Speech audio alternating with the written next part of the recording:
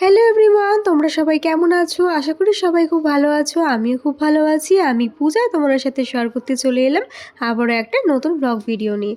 তো প্রথমে সবাইকে জানাই শুভ পঞ্চমীর অনেক শুভেচ্ছা আর অনেক ভালোবাসা। সবাই পুজো খুব ভালো করে কাটিও। পুজো কিন্তু চলেই আসলো।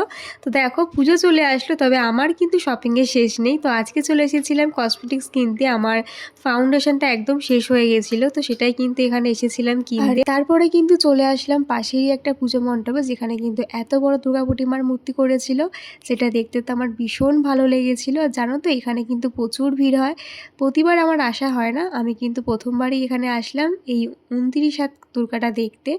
যাই হোক, তোমরা কে কে এখানে আসো অবশ্যই জানিও। তো এখানে এসে একটু ফটো ক্লিক করে নিলাম।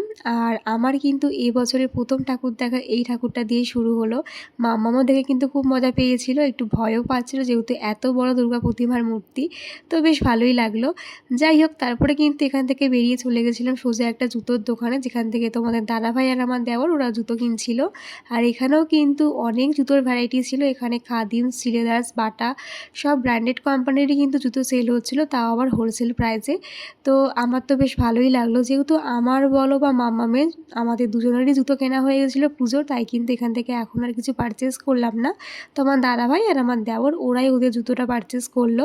তারপর কিন্তু এখান থেকে আমরা চলে গেছিলাম সোজা বাড়ি। তো চলো তোমার সাথে একটু শেয়ার করি আমি কি কিনতে গেছিলাম আজকে মার্কেটে। তো দেখো, আমার এই কনসিলার প্যালেট আর আমার ফাউন্ডেশনটা একদম শেষ হয়ে গেছিলো, আর নিয়ে এসেছিলাম লোটাসের একটা ফেসিয়াল কিট। তো ফাইনালি আমি এখন ফেসিয়ালটা করব। তো চলো আজকে ভিডিওটা এখানে শেষ করলাম, দেখা হচ্ছে নেক্সট ভিডিওতে, বাই।